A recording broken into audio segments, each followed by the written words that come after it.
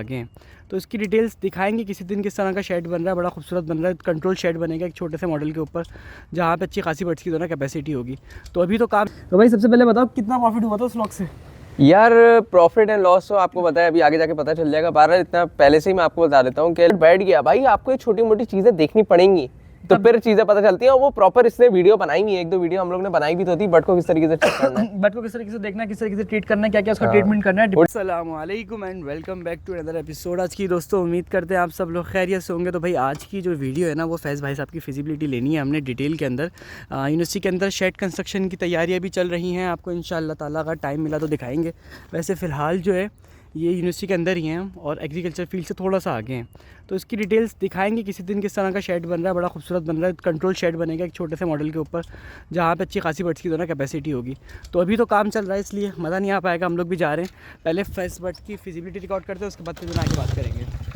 अच्छा भाई दोबारा से आ गए हैं वापसी शेड के ऊपर, और इस जगह का हमको अगर रोटेट करके दिखाऊंगा ना थोड़ी देर बाद, तो ये वही जगह है जहाँ पे हमने बहुत सारे बॉयलर बर्ड्स पाले थे। तो भाई फैज़ भाई की फिजिबिलिटी बतानी थी आपको फ्लॉक की, जो डाला था कितने टाइम पहले? यार तकरीबन कोई दिसंबर में फारिग हुआ, नवंबर में डाला था व्लॉग। नवंबर दिसंबर में डाला, तो तकरीबन एक महीना हो गया, एक सवा महीना हो गया। हमने रिकॉर्ड करनी थी फिजिबिलिटी, समहाउ कुछ वजूहात के बिना पे थोड़ा सा लेट हो गया। लेकिन अब मैंने कहा काम करते हैं ना भाई फैज़, आज रिकॉर्ड कर लेते हैं, बहुत दिन हो गए और यूनिवर्सिटी की छत पे इसीलिए बैठ गए कि चलो 2 मिनट जल्दी से रिकॉर्ड करके हम जरा वो मैसेज डिलीवर कर देंगे। तो भाई सबसे पहले बताओ कितना प्रॉफिट हुआ था उस व्लॉग से? यार प्रॉफिट एंड लॉस तो आपको पता है, अभी आगे जाके पता चल जाएगा। बारह इतना पहले से ही मैं आपको बता देता हूँ कि लॉस हुआ है, लेकिन अल्हम्दुलिल्लाह कम हुआ है। हाँ, किस तरीके से कवर हुआ था तमाम चीज़ें बताऊंगा। लेकिन ये तो आपने बताया भी था, ये था बेसिकली एक्सपेरिमेंट फ्लॉग था हमारा। इसकी वजह से हमारे पास फ्लॉग भी कम चला था। और दूसरा ये कि हमने फीड के ऊपर देखा था कि हमें इसमें आया कि FCR क्या मिलता है। दूसरा ये कि हमने ये देखा था कि हमारे बर्ड की परफॉर्मेंस कैसे जाती है। तो वो तमाम चीज़ें इंशाल्लाह आपको देखने को मिलेंगी, आज की इस वीडियो में मिल जाएंगी। उसके अलावा मैं आपको बताऊं भाई, नुकसान अगर हुआ भी है ना, थोड़े बहुत पैसे अगर टूटे भी हो तो आपको समझ में आ जाएंगे। भाई नया फ्लॉग प्लान कर रहे हैं इंशाल्लाह, विदिन अल्लाह ने चाहा अगर सब चीज़ें बेहतर रही तो 10 दिन के अंदर, 10 डेज के अंदर आपको इंशाल्लाह यहाँ पे एक और नया व्लॉग मिल जाने वाला है। ऐसा ही ना फैज़ भाई? हो सकता है 10-15 दिन में भाई एक और चीज़ें कोई मिले। हाँ, तो भाई वो तो देखते रहेंगे, तो इंशाल्लाह आपको दिखते रहेंगे। 2 चीज़ें तेरे सेटअप पे इंशाल्लाह। हाँ फैज़ के सेटअप पे एक चीज़ और नई भी तो बनी है, वो हमने देखा नहीं, वो एक थोड़ा सा रास्ता वो आगे दिखेगी, वो इंशाल्लाह आपको दिखाएंगे। 2 चीज़ों का आपको एक्सपीरियंस हो जाएगा साथ साथ, बट डिपेंड ये है कि हम लोग थोड़े से रेगुलर हो जाए। अच्छा जी भाई, सबसे पहले अगर मैं इस व्लॉग की बात करूँ ना आपको पर्सनली, तो फैज़ भाई जरा मुझे टोटल इसकी फिजिबिलिटी बताओ जल्दी। यार चूजा जो हमारे पास आया था 175 का था। 400 चूजे जो है 175 के हिसाब से आप करें, सही है, ठीक है जी। और दूसरा ये बिल्कुल ऐसी था।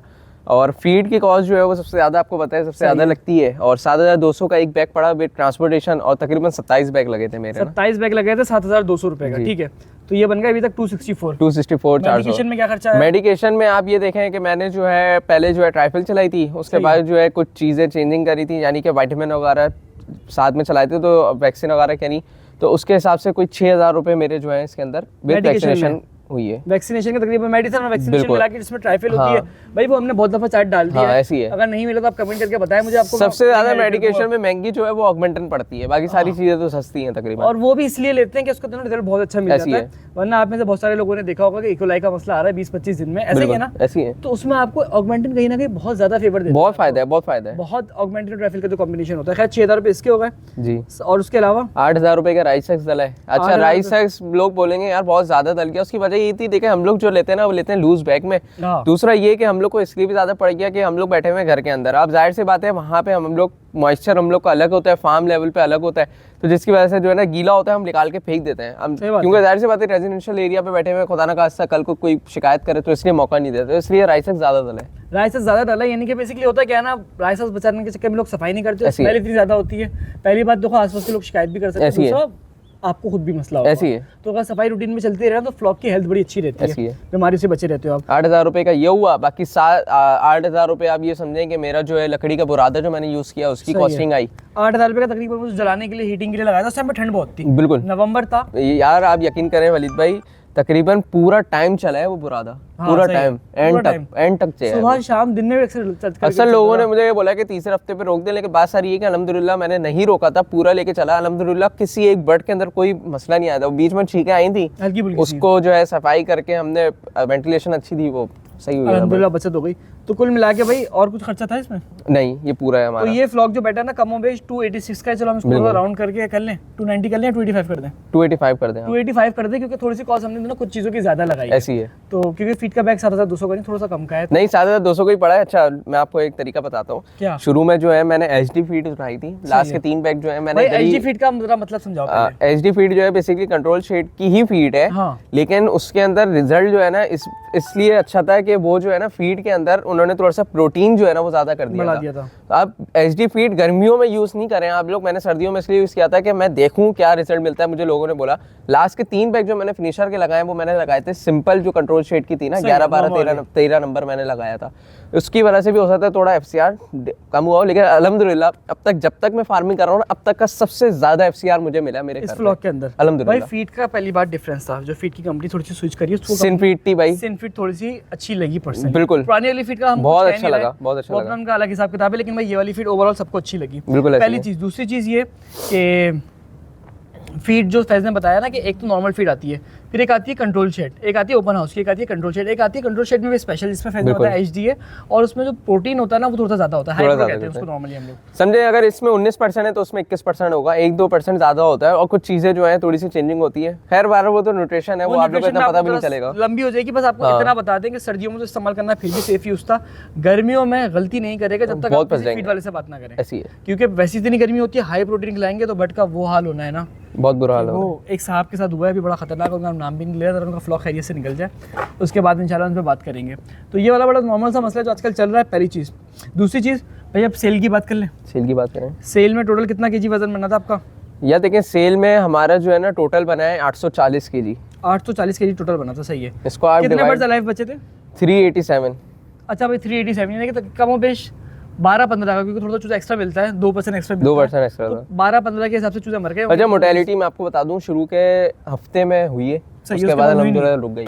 भाई मैं आपको पर्सनली बताऊं, फैज़ की मैनेजमेंट बहुत ज़्यादा अच्छी थी, जो मोर्टेलिटी वहीं पर आके स्टॉप हो गई। और उसकी सबसे बड़ी वजह ये थी कि बुरादा टाइम पे साफ हो रहा था। खाली बुरादी की हेल्थ नहीं, बर्ड्स की हेल्थ भी देखी जाए तो ज़्यादा इंपॉर्टेंट होती है। वलीद वही है ना कि हम खुद से करते हैं तो वो चीज़ें होती हैं, अगर हम लेबर के ऊपर या किसी के ऊपर डिपेंडेंट हो जाए ना तो फिर मुश्किल है, क्योंकि जो हम लोग ऑब्जर्व करते हैं ना वो चीज़ आप लोग उस तरीके से नहीं देख पाओगे। जिस तरह मैंने बोला था कि भाई चीखे मार रहा है, वलीद आया उसने फौरन बोला कि भाई चीखे मार रहा है, अगर यही चीज़ मैं आप लोग को दिखाता, आप लोग बोलते हैं बट बिल्कुल एक्टिव है, आप बोलते बट नॉर्मल है, तो ये चीज़ें देखनी पड़ती हैं। छोटी मोटी चीज़ें होती हैं, सिग्नल देते हैं लोग, बोलते हैं ना अचानक से बट बैठ गया, भाई आपको ये छोटी मोटी चीज़ें देखनी पड़ेंगी तो फिर चीजें पता चलती हैं। और वो प्रॉपर इसने वीडियो बनाई नहीं है, 1-2 वीडियो हम लोग ने बनाई भी तो थी, बट को किस तरीके से चेक करना है, बट को किस तरीके से देखना है, किस तरीके से ट्रीट करना है, क्या क्या उसका ट्रीटमेंट करना है, वो डिस्क्रिप्शन पे लिंक डाल दो ताकि और वो कोर्स के अंदर भी वीडियोस मौजूद हैं, तो कोर्स से खरीदा हुआ उसको तो वो मिल ही जाएंगी पहली चीज, ठीक है। तो ये वाली बात हो गई भाई, तकरीबन 15-20 बर्ड्स मर गए और वेट आपने बताया 840 kg। रेट क्या मिला था उस टाइम पे?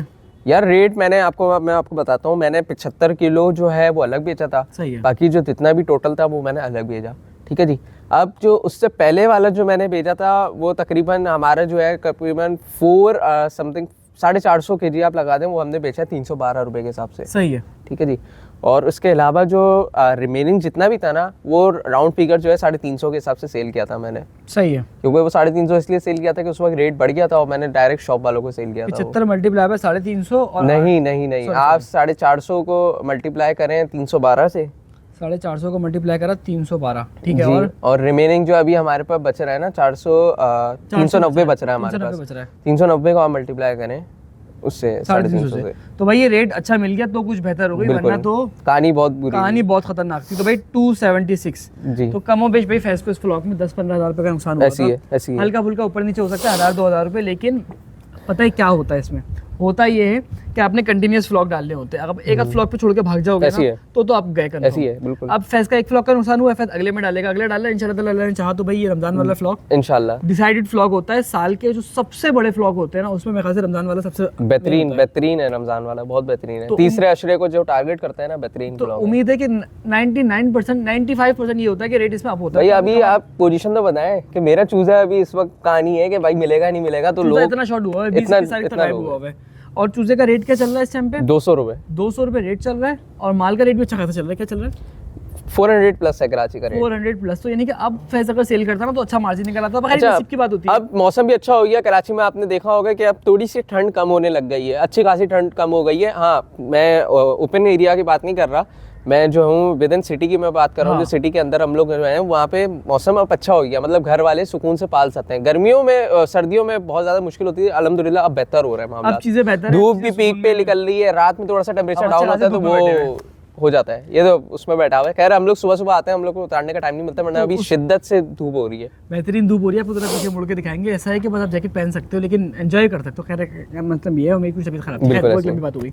तो भाई कुछ 10-15 हज़ार पे टूटे, इसलिए कोई मसले वाली बात नहीं है। फैज़ भाई दोबारा ट्राई लेने वाले हैं इंशाल्लाह, 8-10 दिन के अंदर व्लॉग आने वाला है।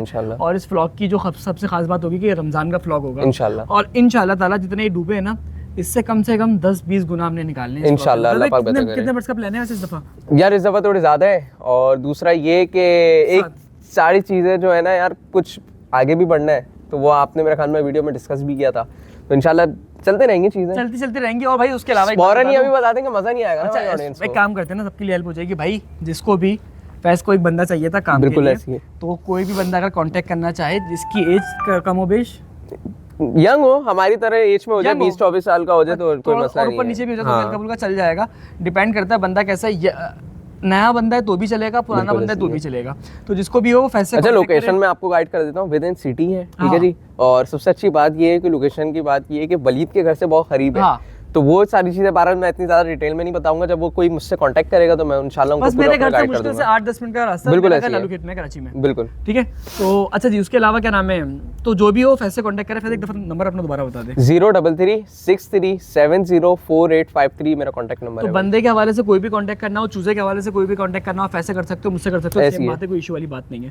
तो भाई ये कुछ मोटी मोटी सी चीजें थी जो मैंने कहा आज की वीडियो में आपको बता भी दी, हमने समराइज भी कर दिया, थोड़ा सा डिप्रेस भी कर दिया होगा, लेकिन बताने का रीजन ये था आप लोगों को पता लगे भाई काम की रियलिटी क्या है। सिर्फ प्रॉफिट नहीं होता, थोड़ा बहुत नुकसान भी होता है। ऐसा पहली चीज़ ये हो गई। दूसरी चीज़ ये कि भाई मेरा अपना चूज़ा भी आ रहा है 1 फरवरी को लेयर का, जिसने भी बाय करना हो वो कांटेक्ट कर सकता है।